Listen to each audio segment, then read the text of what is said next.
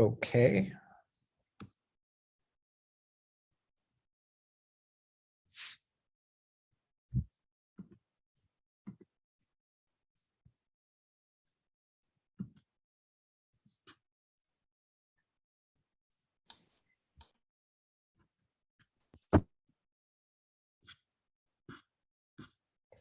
Okay, hello everyone, and welcome to our visual voices. My name is Jeffrey Kenny. I'm Associate Curator with Mason Exhibitions at George Mason University School of Art. For audio captioning purposes, and for those who may have trouble seeing me, I'm a white man of European descent with brown hair and a beard, wearing a blue shirt, sitting in front of a white wall. I'd like to start tonight by acknowledging the Monacan Nation, including the Manahoe people, the traditional owners of the land and waters upon which George Mason University stands. And on behalf of the Mason School of Art community, I would like to affirm our commitment to anti-racism, social justice, and creating a culture of excellence, inclusion, and accessibility. We will have a Q&A session following tonight's lecture, so we ask that you save your questions until the end. If you would like to ask a question, please do so by raising your hand using the raise hand feature, which can be found at the bottom of your screen by pressing the reactions button, followed by the raise hand button. Once called on, you may then unmute yourself and ask your question directly to the artist. During the duration of the presentation, though, please keep yourself on mute. And now I am very pleased to introduce tonight's speaker, Eddie Opara. Opara is a multifaceted designer whose work encompasses strategy, design, and technology. His projects have included the design of brand identity, publications, packaging, environments, exhibitions, interactive installations, websites, user interfaces, and software, with many of his projects ranging across multiple media. Opara is a partner at the New York office of renowned design firm Pentagram. Before joining Pentagram in 2010, he founded and ran his own design studio called the Map Office. He has won numerous awards for his work, including a Gold Cube from the Art Directors Club, and honors from D&AD, the Society for Experiential Graphic Design, Type Directors Club, the American Institute for Graphic Arts, and Communication Arts. His work is in the permanent collection of the Museum of Modern Art and has appeared in publications such as Wired, Fast Company, Creative Review, Arches, Surface, and Graphis. His clients are numerous and include global brands, cultural institutions, and publications. Opara is a senior critic at the Yale University School of Art. He has taught at the Rhode Island School of Design, the Columbia University School of Architecture, and the University of the Arts, Philadelphia. He's a member of the Distinguished Design Society, Alliance Graphique Internationale. He recently authored a book called Color Works, published by Rockport. Opara studied graphic design at the London College of Printing, and he received his MFA from Yale University. Now I'd like to turn it over to Eddie Opara. Thanks, Jeffrey. Hello, everybody. George Mason. I'm very happy to be here and to present to you some of my work and my thoughts and my methodologies. So I'm going to now share my screen and we'll get started. So let me just see. You might see yourself for a second. Okay. And right. Let me just see if I can actually turn off these items here. There we go.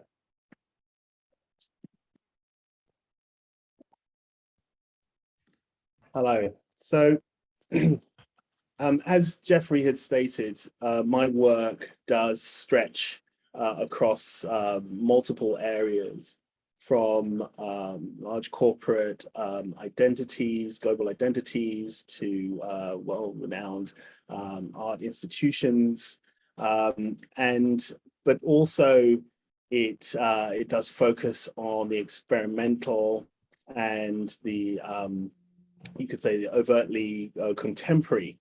And both areas of these sort of polar opposites really sort of feed what is on those poles and also what's in between. And today I wanted sort of to talk about that aspect, a sense of range and the sort of methodology that comes with it. And as designers, it isn't our desire to venture along a myriad of different points. I mean, it really is. And one of the things that we should be looking for is to define a greater sense of language. And when I talk about language here, I mean visual language and a structural language, a platform that one can actually own and actually utilize for a myriad of different projects.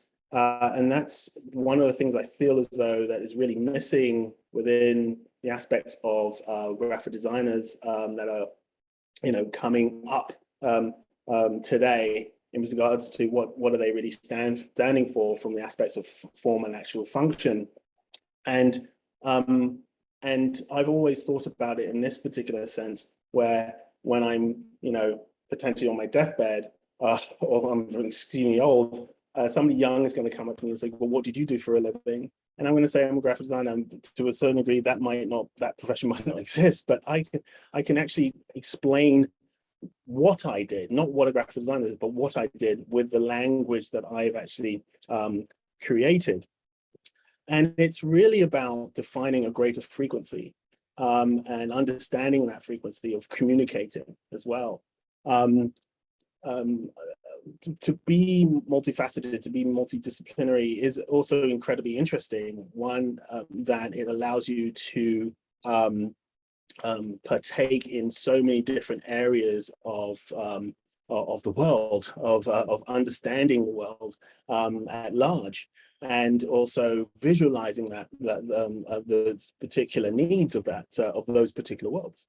And so I start off by sort of drawing a line, and this line starts to dictate what is on specific poles or within the frequency that I am trying to devise for myself, for the language that I'm going to utilize, and also my team, and potentially what I also profess to students, right? And I've sort of curated this over the course of time, and it does adjust itself. And on top, we have these very sort of, you could say, interesting categories, from the neutral to the aspects of agenda, right? And I'll be talking about pretty much all these particular items in between as well.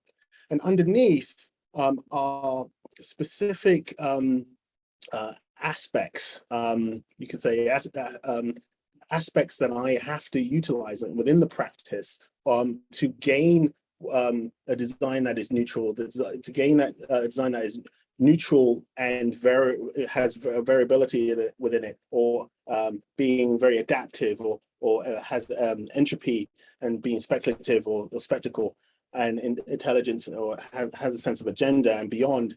And so these are the things that I try to utilize, aspects of doing a fair amount of research, being experimental, thus being actually playful, understanding aspects of curiosity, which interconnects with the sense of research, being extremely crafted, but also having the sense of character, well, at the sort of like an endpoint.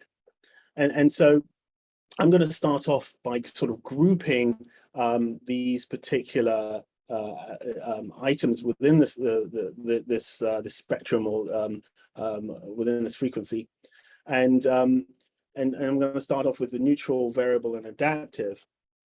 And so I was asked a few years ago, and this is a real story, that the Oppo, which is the third to fourth largest smartphone company in the world, just after Apple and Samsung, Huawei, that if I could redesign their identity, their whole identity system.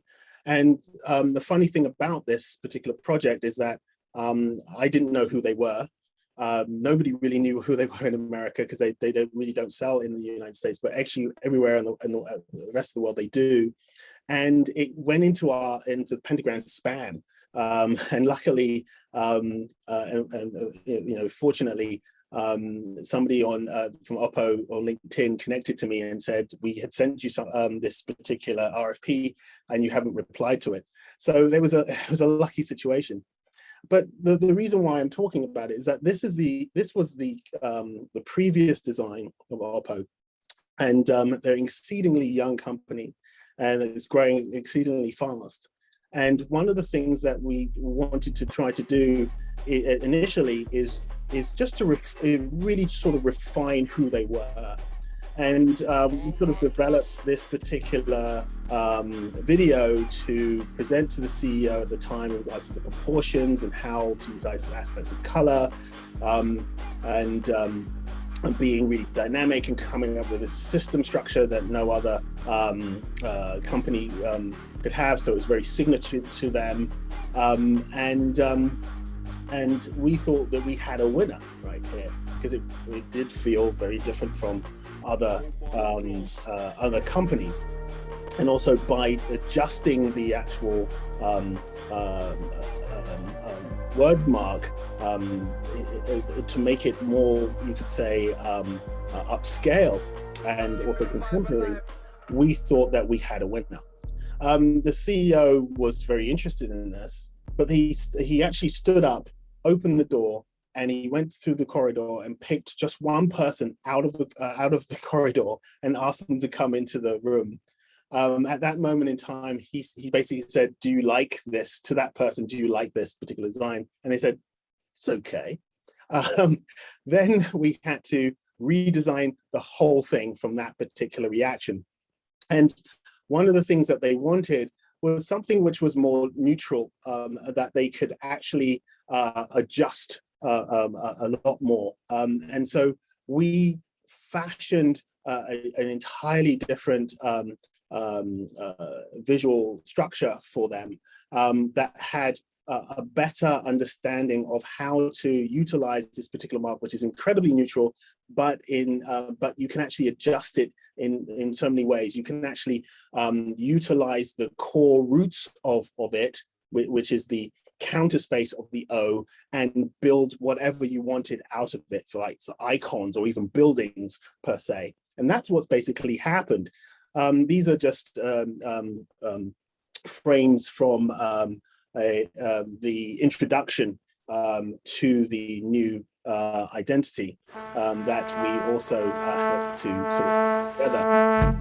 And they wanted to introduce people to a new beginning of what Oppo is, high quality, but also enjoyable. Technology is quite founding, and very interesting to sort of work with them. We still work with them today, helping them develop new ideas for interface structures and other pieces of work that are actually being patented. And that's a fantastic sort of. And so the whole idea of this sort of O, or the counter space of that O, was incredibly clinical. We've seen from did, and also the headquarters and their new labs, the actual O system within the architecture. So that factor of creating something which is neutral and then extracting it to build other things out of it is quite extraordinary.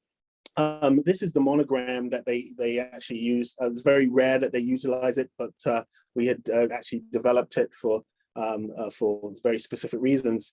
But the whole idea of the O here is that even the typeface that we developed, which we're going to show you in a few moments, actually is based upon that counter space of the O. And that's a special structure, even the grid structures that we utilize. So this particular typeface that's also in Cyrillic, as well as Roman and also Chinese, actually is the first typeface of its kind to actually work at the same X and base height, X height in modern Chinese, as well as in Roman. And that really is a great articulation in regards to how it is utilized. This typeface is not only just there for presenting on the web or on packaging or in their stores, but actually is utilized on their interface system. So it's built very specifically for their phones. And as you can see, how we actually utilize that counter space each and every time to be a system that echoes the structure is important. So something that is really straightforward can actually spawn many concepts. So this is one of their phones. This is the introduction of their new identity in the new phone systems in Shanghai. I think I'm in the front seat. This is one of their stores. I mean, they take their stuff exceptionally seriously. It's actually even better than the Apple stores that you actually see. And then in the interfaces, you can actually see the typeface Oppo Sans being utilized as well, that it's actually being built for many different reasons. It's very extensible and very adaptable. And so those qualities are incredibly important. A different type of variant and adaptiveness is coming from a project that we just recently did called Canonly. And Canonly is one of the best programs for allowing people or groups of people to meet together, and it basically looks into everybody's calendar and actually aligns everybody to meet at one specific time. And that's the sort of fundamentals of it. And so what we try to do at the central core is to try to create these particular objects that can be signified as, groups of people or personalities that sort of can come together at any time.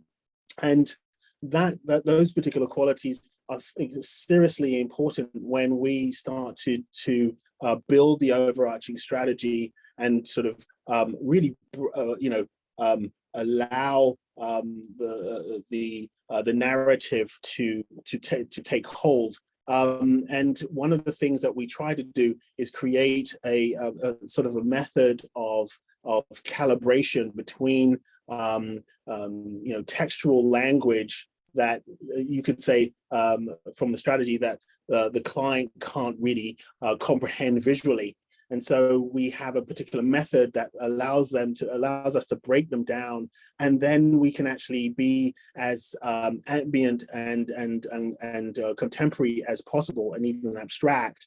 And these sort of forms actually start to coalesce and produce something entirely different, new for the client to actually grasp hold of. And that's the beauty of understanding building your own language that they then can actually use, and then they can actually communicate to hundreds of people, thousands of people, millions of people. And that's an important factor behind the elements of being creative and as a graphic designer. Coming back a little bit to the aspects of the neutral, it's always interesting how a client actually utilizes one's mark. We designed the identity for Pierre Moss, this very upscale streetwear and also boutique wear for Kirby Jean Raymond, who was actually one of the best fashion designers in the US.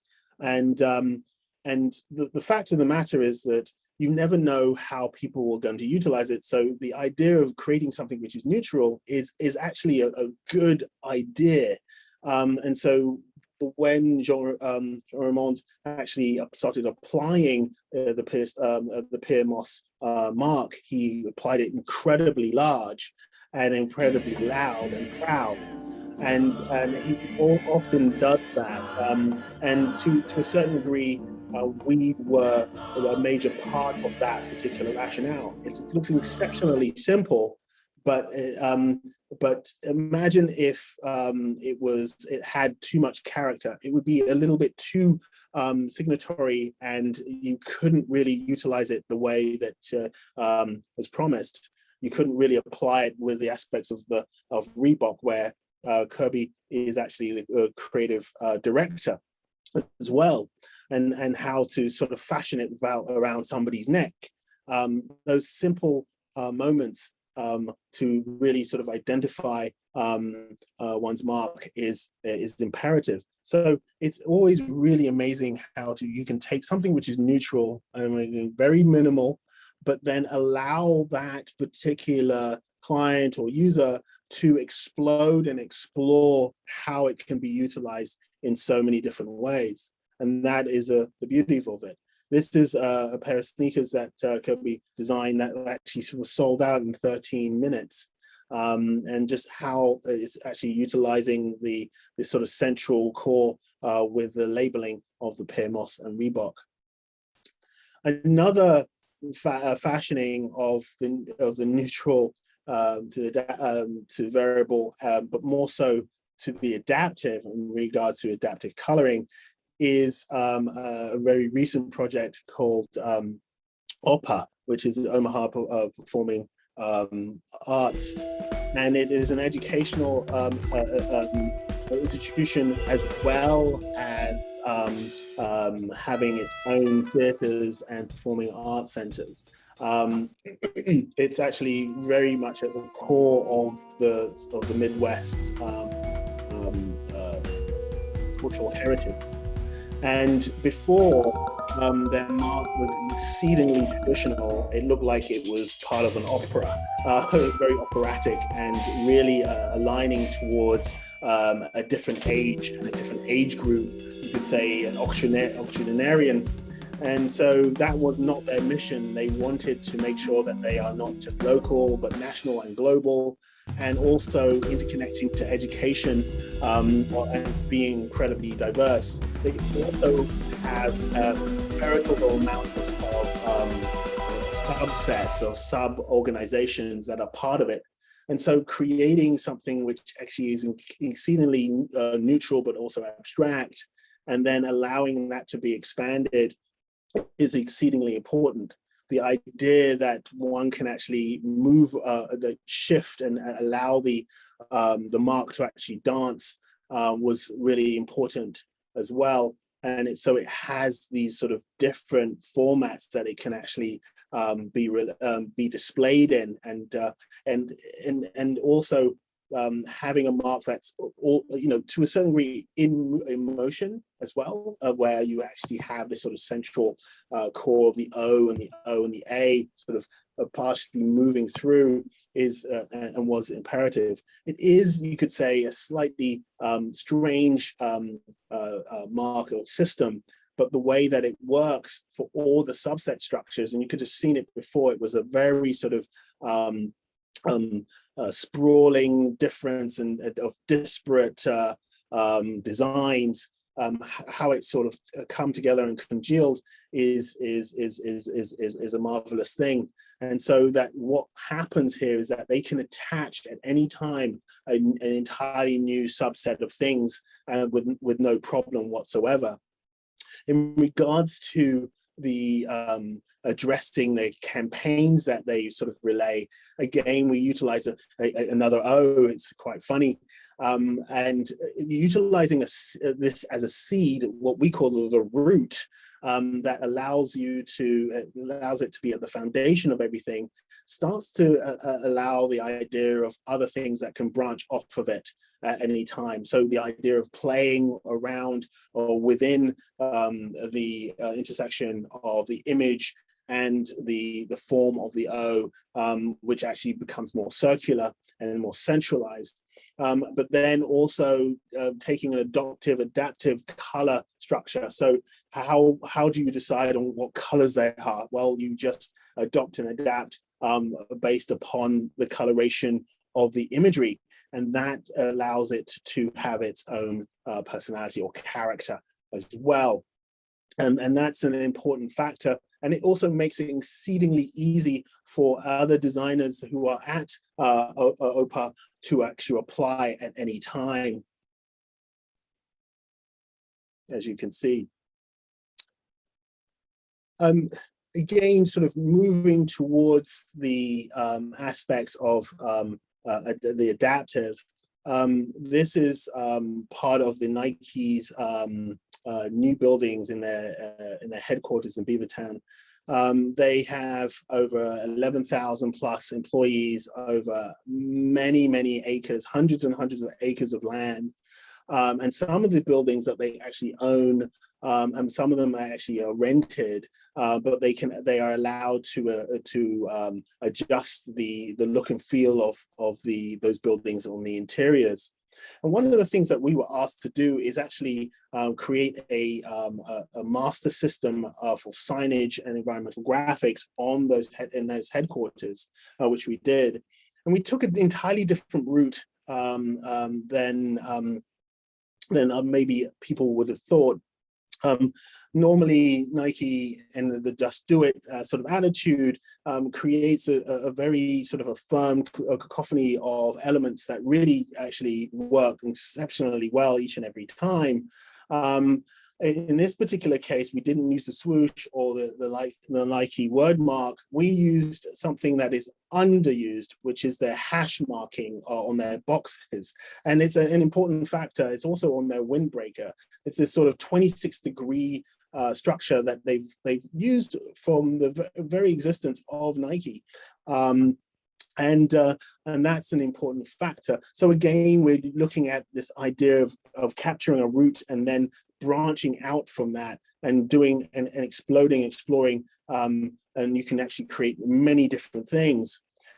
So within that element of creating that grid, we started to develop iconography as well. We had to move the 26 degrees a little bit up based on the principle that they felt as though that the icons were running too fast or sprinting. So the whole idea of the angling structure starts to create a series of icon systems that you can actually use on maps or signs or whatever.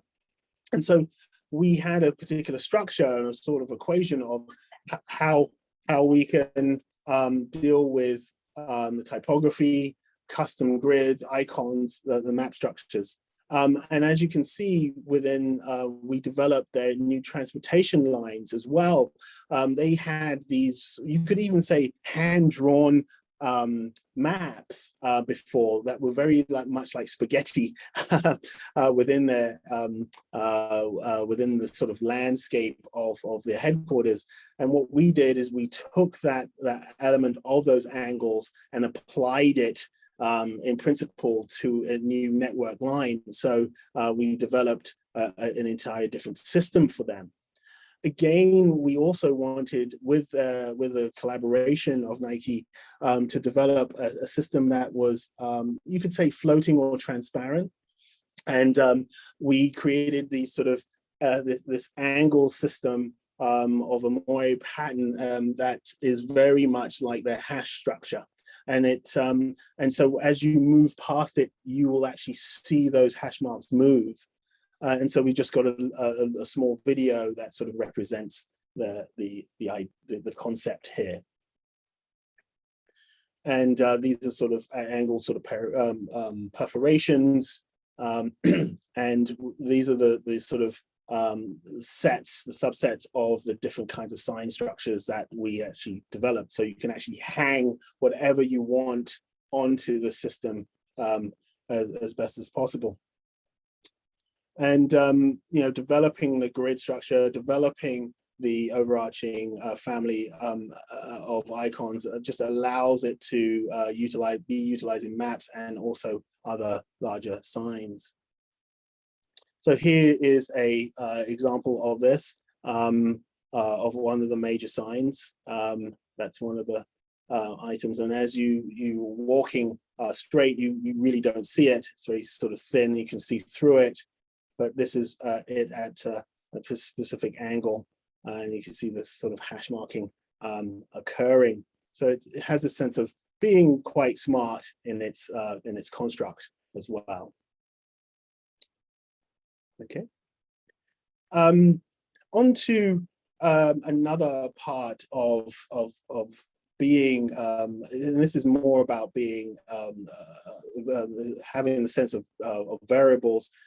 People may or may not know what this bag was. This is the, you could say, infamous Lululemon bag that you would get when you purchase something from Lululemon. And what is on it is what they call the manifesto, their belief mechanism in regards to what they believe Lululemon sort of provides to the world and what you should actually believe too. And Lululemon wanted, apart from us helping them with their overarching brand strategy, which we restructured for them, but they wanted us to develop a different kind of method in regards to dealing with the the new manifesto. And so what we did is look at it from an entirely different sort of construct in regards to the words that are coming from and expressed from the manifesto themselves. And we dealt with that with these sort of 5 different, very different typefaces to gain more expressiveness. So it's like type as image to a certain degree. Set humongous goals. Some of this is very sort of pun orientated from a visual sort of standpoint, but it allowed us to sort of develop an entirely different kind of construct for them. And also, their old system didn't tile at all. And so this is very intelligent, where even though it's very eclectic in its visual construct, it actually is tileable and also scalable. So one can actually scale it to more different sizes and utilize them on the front of their stores or openings, or their new bags as well as the interior of their boxes. So they use this when you get a lot of great stuff from Lululemon. Open the box and you'll get this at you. But also applying it to different things such as logo mats or even pants and tops. And that's a wonderful thing in regards to the aspects of typography, how being allowed to really express itself and really distort itself in these particular ways. In regards to entropy, the aspects of this is very different. I was going to show you an entirely different example of this, but this is also interconnected with the idea of the variables. You may or may not know who this is, or this, or her, or her. And these are the US part of the US women's soccer team, very famous, and they are also my clients, and I could say hopefully like my friends as well. I was asked by them to design a new brand, a new company for them that deals with the aspects of equality within lifestyle products. And this company is called Re. And as you know, they've been fighting for equity and equality for an exceptionally long time. That fight is still going. And the promise there and the hope is there. And Megan Rapinoe wanted that to be expressed, and so did Kristen Press and Tobin Heath and Megan Klingenberg. And the company is called Re, or Reincorporated. And it's really the idea of reimagining, redefining, really reinventing the whole idea of lifestyle, of what lifestyle products can actually be and apparel can be. And it is non-binary as well. And this mark, it was developed on the premise of that the E is the most common glyph or letter in the Roman alphabet. that is utilized in the world today. And thus the idea of reversing that starts to equate it more so, and it becomes a very signatory example. One of the elements that we did is actually develop a typeface out of one of my designers, Rahul Gotchling's fonts called Lenord. We call it Re-Lenord, where it utilizes the backward E. And so if you typed out this particular font, let's say in an essay, you would notice very clearly that something is very different, but yet you can actually still read it. And that's a really fascinating thing. It starts to develop its own character with just that simple movement. But when you start to apply it to content that has exceptional important meaning, we start with the art of the possible. It changes the game. And also how we can actually apply these sort of variable expressive type concepts to Re is very important, that we can actually sort of play around with it. So the idea of revolve, reimagine, and then how we can actually apply that typography to the apparel at certain times. We've been working with them through the 3 to 4 years that they've been growing with different collections. This is actually one of, I think 2 years ago, a collection in regards to the summer, actually last year, I want to talk about, and how we can actually apply the aspects of lollipops, the idea of the popsicle, and to sort of celebrate those particular items and articulate that. But yet the expressiveness of typography really sort of comes through and can also be applied to their works. This is another part of their collection that is all about the source, the idea of finding your source at a particular height. So we sort of signified that through utilizing mounting tops and creating different types of posters that they can utilize. And also within the wears of their apparel, so they create different hoodies and jackets and so forth. One of the latest pieces was a collection called Gamer Girl, and how we can actually use the ER, but yet this time around with reversing the E, but also pixelating that particular structure and sort of applying that. And onto another area which is exceptionally important to me. I don't get enough of it from clients. I really wish I did. There's the sense of spectacle, and it also interconnects to the speculative, but we'll talk about that in a few moments. This is a project that was created in a building in Thailand called Mahonakon. One of my a very good friend from Yale, Eric Chang, who is a partner at Bureau OS, is an architecture firm in China that was a cutoff from Rem Koolhaas, actually created this building. And Eric and Ola Shirin, who is the founder, wanted us to develop the signage and graphical intent, you could say, within the environment of this particular building and the complex that's underneath it. And that complex was really important. One of the major pieces was a building that's right below the large building you can see from Mahonakon, which is called the Cube, which we branded. And but then it also has a large electronic screen on it, a little bit like Blade Runner, where you actually can walk through the screen from the bridge that takes you from the subway into that building. And one of the pieces that we sort of developed was this interactive Vogue sound bar system. They had a bar, a sort of party bar at the top of the building, and at night they would have a DJ, and so that DJ can basically utilize this as a visual on the front of the building. And I'll show you that. So if you can see to the left of the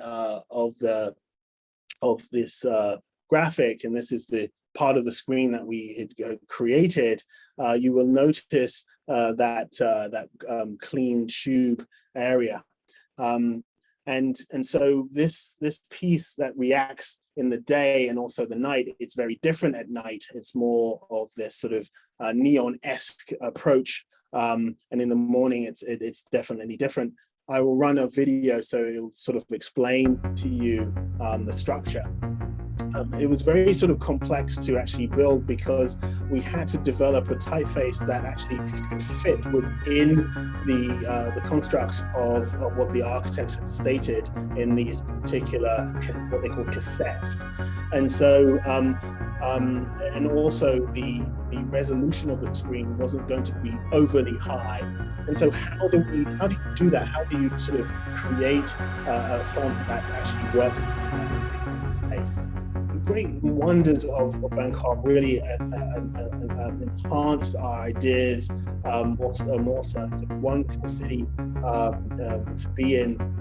Lots going on, lots of graphical moments. So this is one of the tests that we were doing for the glass tunnel was actually sort of built. So this is what you would actually see in the daytime.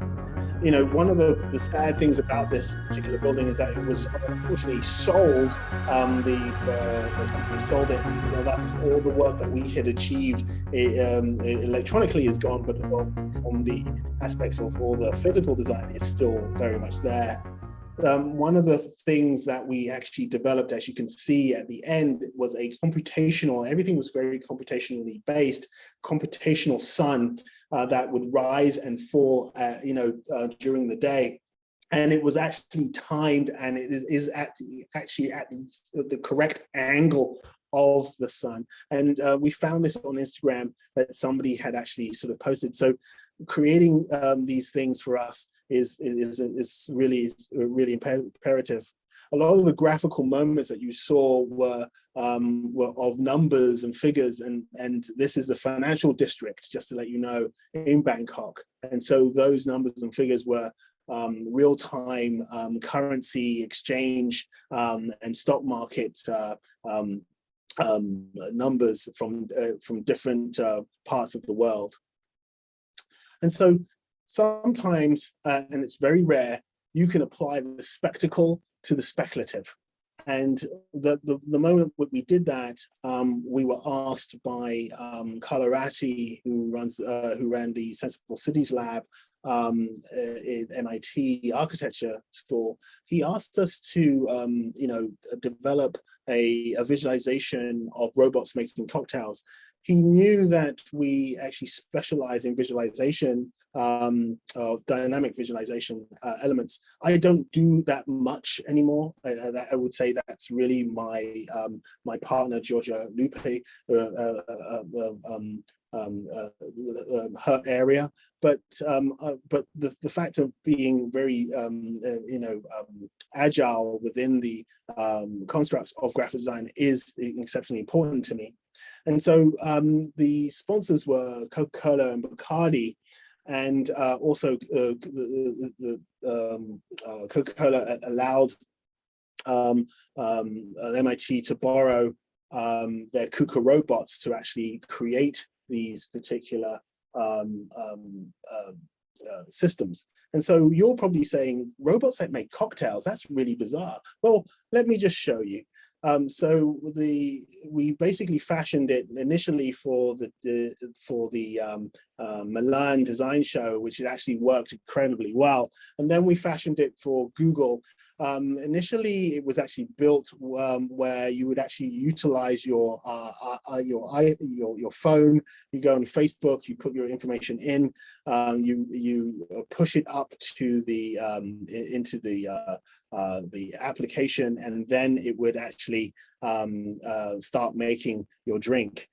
We had to rip out all the Facebook elements for Google, but the whole idea here was that you're utilizing the spectacle and the speculative together. How can robots really make cocktails, and on this large scale? It's impressive. You can actually see these if you ever go on a cruise. They actually have those items there. I'm going to move over to the aspects of intelligence. And you could say it's also kind of speculative. That's why I sort of skipped over here. And this is, you could say, a successful and also failed project. I was asked by a educational authority up in Binghamton, New York, to help them build out a visualization of a new building that they were building for a school that initially was flooded and destroyed up in Binghamton, New York, during Hurricane Sandy. My team totally wanted to do this project, but the whole idea of this building is that it was net zero or very close to net zero, very sustainable. Solar panels, better heating and water systems, and it's also an elementary school, K-5, and they really wanted the children within the curriculum to understand the building more. And so, I looked at an example of the aspects of the nest as being a great example from a domestic sort of standpoint. But how do you do it on a larger scale? Not industrial, but close. And we came up with a system called Arthur, based on the school called MacArthur School, and it was a connection between having the Nest, Siri or Alexa, and also a Tamagotchi. If anybody knows what Tamagotchi is, the whole idea of it's a little egg that has a little monster in it, and you basically have to keep it alive within the day and feed it at the right times. And so the whole idea here was very, very similar. What you're seeing is these sort of expressive elements or moods, or what we call moods, of Arthur, or if he is being interacted with. And we also looked at the aspects of how to teach the children better in regards to fundamentally drawing on and off type, depending on the age group that they are. So we created a sort of custom character set that would actually help them. But we also applied sort of metering systems in there. So you can actually draw, the whole idea of actually drawing on the level of heat was within the actual character. And so we did this in a sort of a really sort of interesting way. Even though this is in reverse, it would actually sort of draw on and draw off, so that the kids can actually understand how to actually draw specific letters. But you're probably wondering, like, what this system actually looked for, and also what it looked like. And so it looked at sort of radiant heat, cooling, airflow, electricity load, water usage, and PV and solar panels. There were a series of them placed within the actual new building.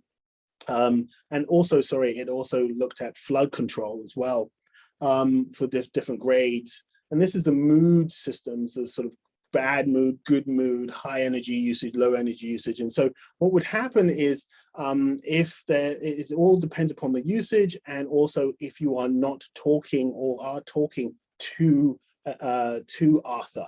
And the whole idea is he would get lower if there was a lot of energy usage and there was a low level of interaction. He would get exceedingly low. And so the whole point is the children could actually talk to Arthur to ask him or her questions in regards to, why are you so sad? And then he would relay the reason why: we're using too much energy. Can you help me change that? And so here you can see one of the Arthur systems consoles on the screen. in front of you, you can, if you notice the sort of chrome outline has these sort of venting holes. This is actually, we utilize Morse code that actually says MacArthur Elementary School, but it also is a venting structure. So the idea of has graphical intent is always there and always common.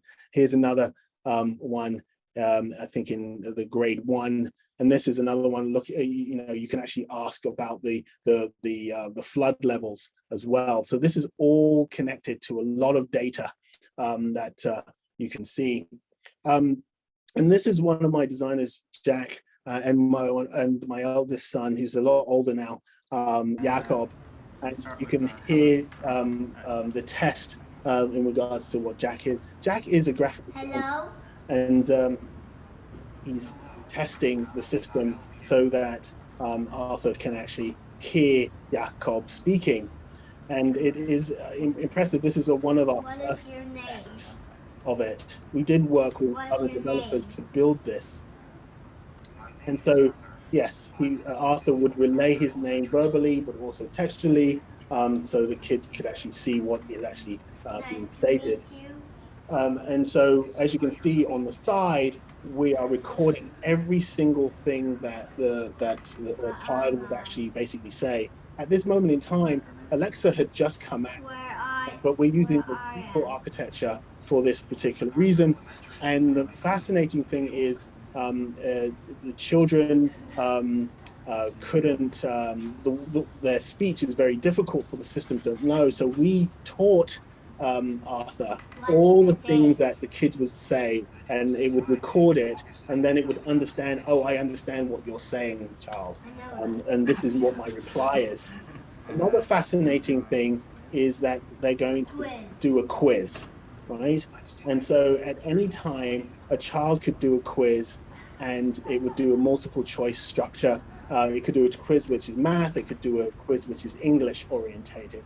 And the great thing about this is that even if you get it wrong, Arthur is not going to be, you know, upset. He's going to say, try again. Let's keep trying. And so, you know, the teachers were very impressed with a system such as this. The reason why it failed is that we had no control over the firewall system at the school. Schools, elementary schools, or any type of school, including yours, have incredibly high firewalls, and so we couldn't get in to do any maintenance or understand what was going on with the system if we needed to update it at any time. We were 4 hours away to 5 hours away from school, and it made it very, very difficult to understand.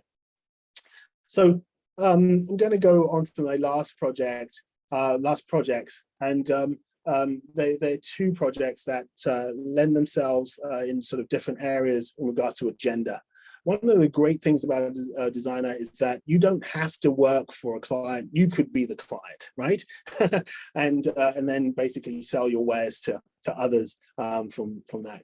Another factor is that you're a designer as well as a graphic designer. You don't have to stick to just typography and colors and websites and books. And that's one of the advantages of just understanding design. And so I recall a few years back where we were sort of sick and tired of doing things for our clients, even though they really liked what they gained.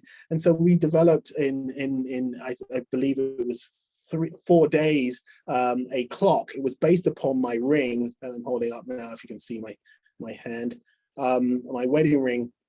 And we devised it downstairs at our old studio space at Pentagram. And this is Pedro, one of my designers, or actually one of my associates, putting the ring type of system together. And what we did is we developed a clock. No ordinary clock. This is sort of a centrifugal clock that actually looks at, can be controlled by your phone, can be used as a light source, can have an alarm, and could be utilized in so many different methods. And we just wanted to make something beautiful within the matter of 4 days, which we did. We've never produced this particular map. It's called the O Clock. but hopefully one day when I get enough time, I will produce it. But the whole idea is that you can change the visualization of what a clock actually is, right? And also devise different things that can be applied to it. You can put, your glucose levels or your credit score level, and it doesn't have to have a number. It can just be a form of light or even coloration of light per se. So these are the things that sort of really interest us within a different agenda. Another agenda that's important to me is client-based. And this is Ben Cohen of Ben and Jerry's.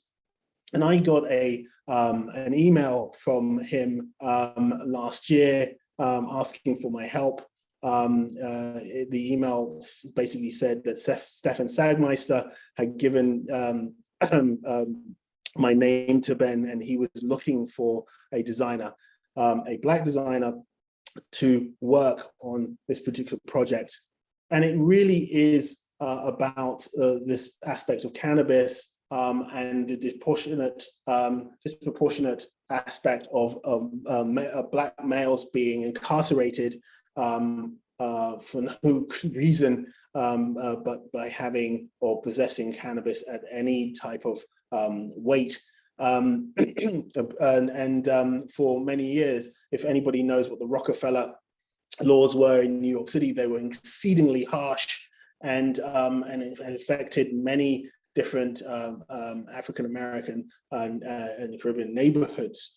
And now those laws have been rescinded, and cannabis is going to be brought back into the frame that it can be sold legally very, very soon. It is illegal in New Jersey at this moment in time. And so the fact of the matter is, it was about the incarceration of Black males, and 100% of the proceeds would go to that particular fight right across the country.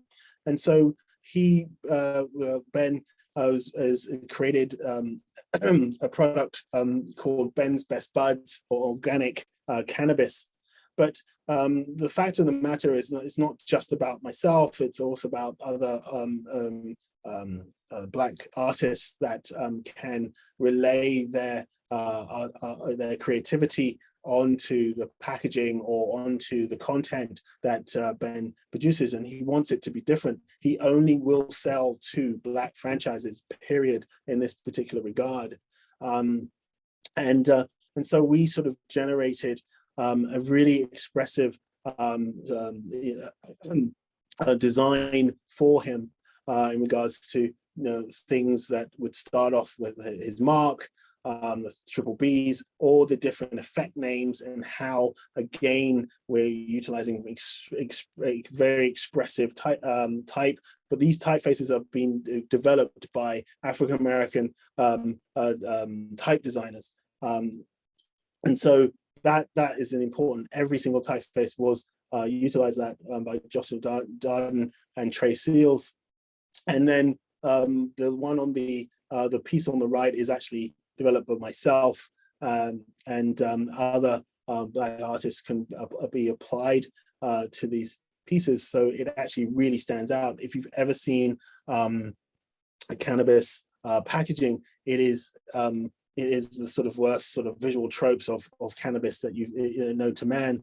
Everything pretty much looks the same and is exceedingly annoying, and so he wanted this to really, really stand out in regards to the tins. There's a variety of different packaging factors that we developed for him. This is just what we have at this moment in time.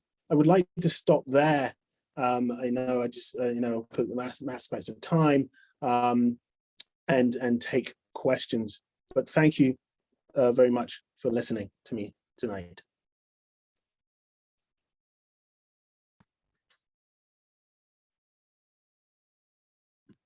I have a question, if you can hear me. Yes. So among all the other projects, which would you say is the most challenging, and which would you say is an easier type of project? The most challenging That's a really good question. Normally, it's I would say that a project such as there's two types.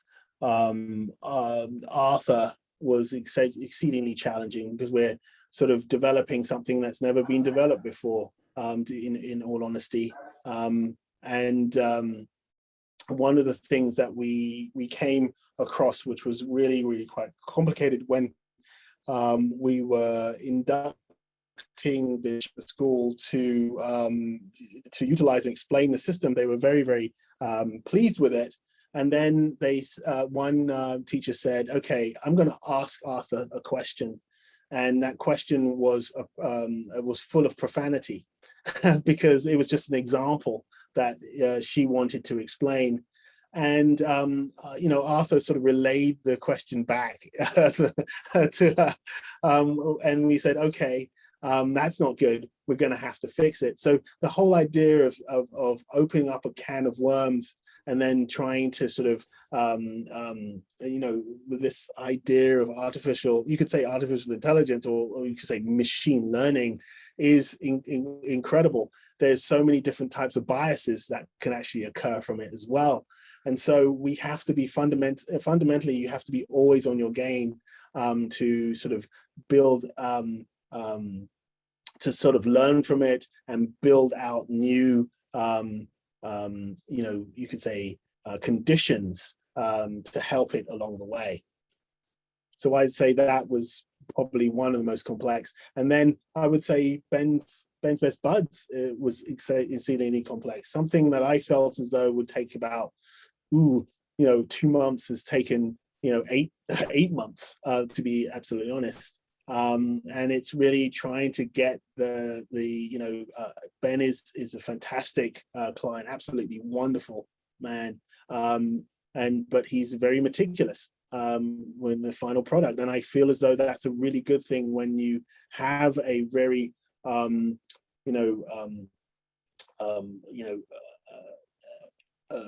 client that empathizes, but also it understands the devil's in the details, that can affect any, it can be affected at any point if you don't get it right, is actually imperative. So if you look at how Ben and Jerry's has become a known entity in every American household, to be absolutely honest, you'll see that that comes through with the work that we're trying to achieve with him.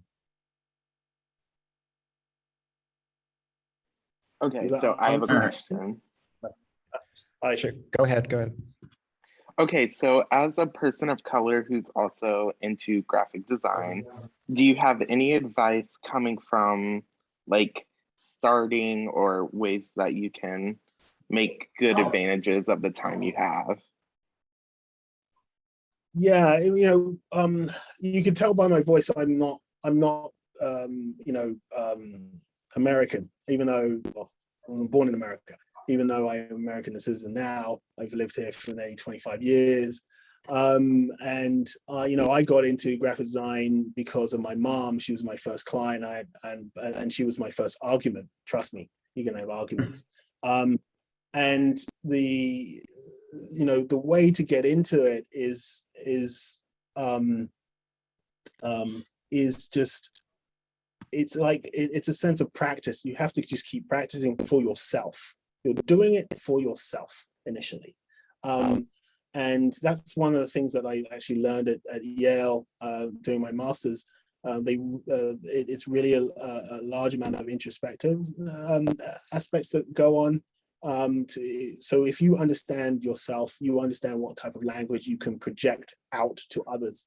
And majority of graphic design is not just creating graphics for it or something which is functional, but actually talking and writing and explaining what you're doing. So sometimes it's like, I love your work, but why does that person love your work? Do they really know? Because they can just say, I love your work, I want to use it on a cake top, right? Or I want to use it on a toilet seat. And it's like, well, wait a minute. stop for a second. Do you know much about my work? Do you know the principles behind it? What are you trying to gain out of that? And I feel as though that is something that a lot of graphic designers need to fundamentally start to do more of, instead of accepting every single job. They need to sort of break down their language that they can communicate to their clients or anybody else with. That's fundamental. It's exceedingly important. Thank you so much. And you're a big inspiration to me. I just want to say that. I have a question. Okay, you can go first. Oh, I have a question. Who are your biggest influences as an artist / graphic designer? I know you said something about your mom. Well, my mom was not so much an influence.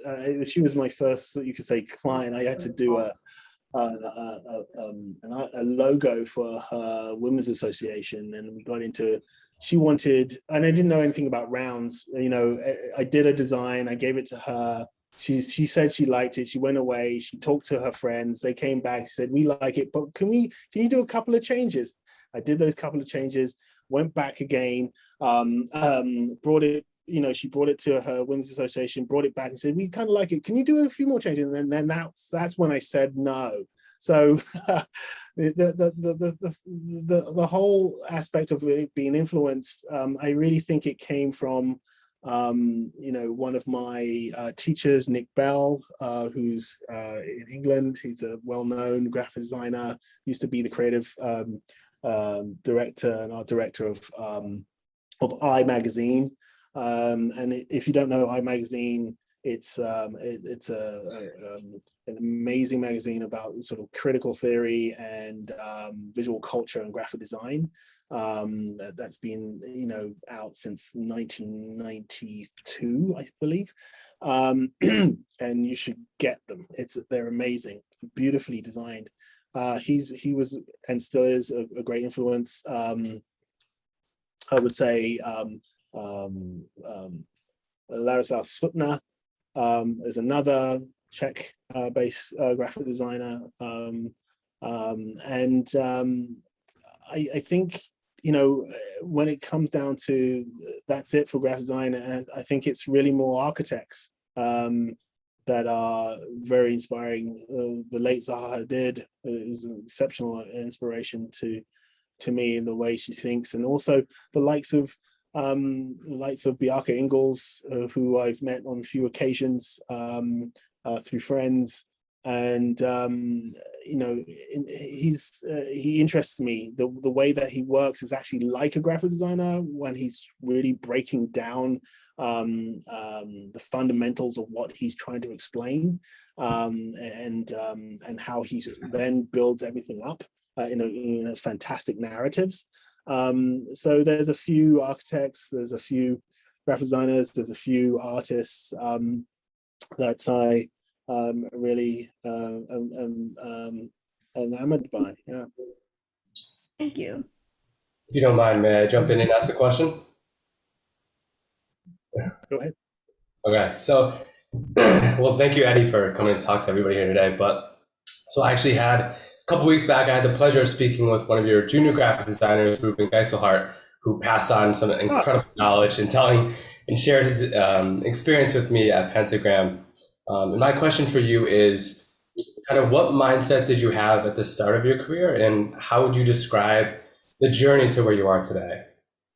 That's a really good question. Actually, I forgot about one other influence who's Dutch, is Gert Dunbar of Studio Dunbar. I left the UK for half a year and moved to Holland in my third year of college because I could in a sort of school exchange, and that sort of just going to Holland, the Netherlands at that time was an exceptional inspiration. So the Dutch were at the top of their game in sort of like the mid to late 90s.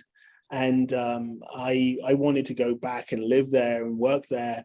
But the fact of the matter is I met Gert Dunbar there, and the way that he honestly works, what worked, and he's retired now, it was extraordinary. I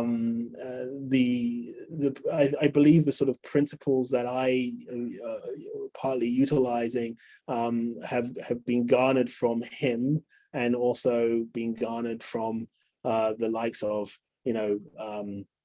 of other designers such as Nick Bell, and just the fact of that I went to the Utrecht School of Art, where Ruben actually went, was a great inspiration. So you could say the Dutch were also influential to me, but I also and I forgot about this, when I was at Yale, I sort of picked up a lot of coding, and I moved to Cambridge, Massachusetts, and I worked at a company called Arc Technology Group, which was a company just out of MIT Media Lab, and they became exceedingly big, and I was put in the innovations group, and our focus was social media. It wasn't called social media at the time. There was essays that were called social media, and we basically studied that, and we started building social media apps, and that was in 1998, but way before the Facebooks of the world. Yeah, that's why I don't really use social media, just to let you know. We kind of knew what was coming down the pipe. Hey, Eddie, I think we have one more question, and then we'll be out of time. We're gonna do Enoch. I think he's been. Thank you, Eddie, for answering my question. Thank you so much for coming today. I really find your work really interesting and like really innovative. I just had a quick question about graphic design. So sometimes I just like to go on Google and search up a prompt generator, kind of like if I were getting a client. And I just feel like sometimes I do revisions of different designs. And I was just wondering, how many revisions should you do before you take like the final logo? That's a really good question. Right. So the way that we do this is, and this is why you have the language, right? Because that is your anchor. So the way that we do this, and it depends upon what the client has written in the scope, but normally that we do 3 rounds of design, and within the first round we do as many as we feel like doing, right? I'm just giving you sort of the basics, and that depends upon the team. Myself, I try to draw out 10, or normally it's like 7 to 10. The reason why I do that is, like I just say, a design a day keeps the client away. So it's like, for every sort of you do 1 a day, boom, boom, boom. Or it's 10 because it's like 10 business days, and then you present it. But then you actually have to tell the client very specifically within your scope, look, we're here to narrow these down into 3, right? But you are also very instrumental in regards to picking those 3, because you're not just a schlepper here, right? A creative schlepper. You're here to, as a consultant, you're here to describe and prescribe to them what is best, right? And then from those 3, you extrapolate and you tell them, this is how you can use it in so many different contexts, right? And then you whittle it down to 1, and then you refine. So that's pretty much the fundamentals of how to do that. Yeah. Okay, that was my question. Thank you. You're welcome, Enoch. Okay, folks, I think that's going to end our visual voices tonight. Eddie, I just wanted to say thank you again. This has been a really great discussion. Sorry to all those folks that have their hands up. We just want to, respect everyone's time tonight. I hope to see everyone at our next Visual Voices. There'll be more information on Blackboard if you're in the class or on the Mason Exhibitions website. So thanks again. And Eddie, do you want to say any final last words or? Yeah, thank you so much. I know I went over just a little bit. And it does happen sometimes, and my apologies to Manuela, Joy, Stephen, who had another question. My apologies. If you have a question, maybe you can give it to Jeffrey, and I can try to answer that question for you via email, if that's okay. But thank you so much, and it's very thankful for being here today. All right. Thank you all, and we'll see you next time. Bye now. Take care, everybody. Bye now. Thank you.